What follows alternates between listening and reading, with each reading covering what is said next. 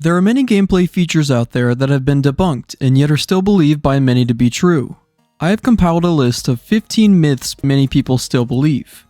Let's get right into it. Myth 1. An Enderman gets aggravated the instant you look into its eyes.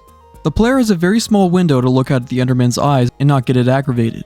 If you stare at the Enderman less than 5 in-game ticks or a fourth of a second, you will have an opportunity to look away.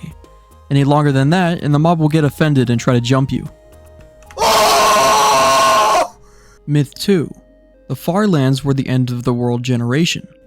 Many know the far lands to be the steep sudden walls of terrain that spring up to the world height limit surrounding the normal world generation. Found millions of blocks out of spawn lasting between alpha and being removed in late beta. What is not known is just how strange the terrain gets. This is caused by parts of the terrain generator that suddenly break down in certain areas. The parts that still work will technically still do their job generating the world, creating this very strange phenomenon. Past the far lands, we know will be other areas that will look very different to each other. Eventually, the game will become so unstable that as the player travels out more, the chances of the game crashing will increase. Myth 3. Brick pyramids were originally meant to be a source of bricks. This isn't true at all.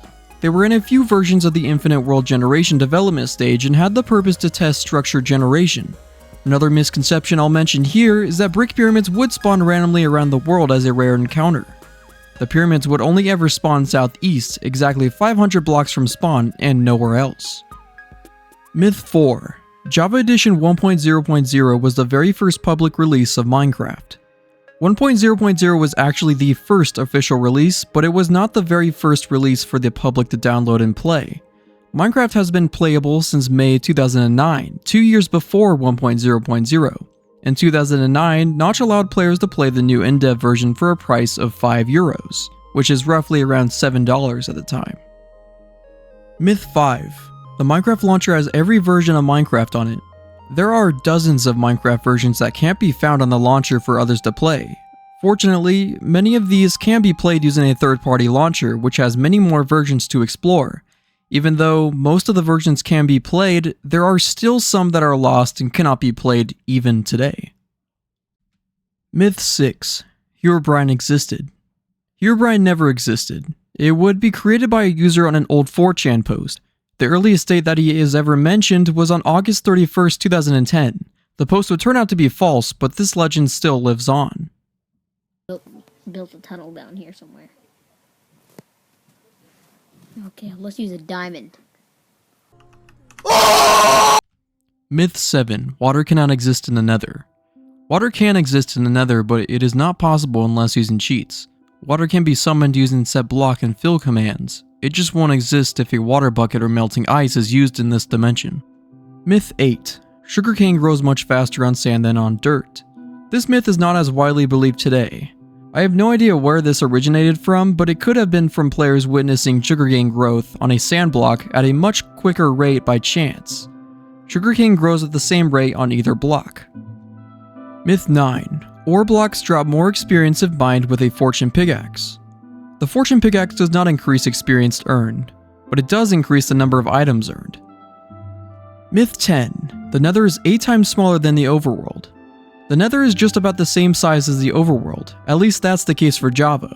The distance conversion ratio between traveling the Nether and getting back to the overworld is 8 blocks, causing others to wonder if that would mean the Nether is 8 times smaller. Myth 11. Walking depletes hunger. This was true before Java 1.11, but since that update, walking has no effect on the hunger bar. Jumping, sprinting, swimming, and so on will still decrease the bar, but walking is fine if you find yourself in a desperate situation, low on food. Myth 12. Hardness is the same as blast resistance. Hardness and blast resistance are two different statistics that determine how a block reacts. Hardness determines how long it takes to mine that block. The higher the number that the hardness is on a block, the longer it will take to mine. Blast resistance is determined by how much explosive force does it take to break that block. For example, if I place a piece of TNT buried underneath the dirt, it will create a larger explosive field because the dirt is weak to explosives. However, deep slate is more difficult to blow up, so when I do, it will blow up a much smaller area up.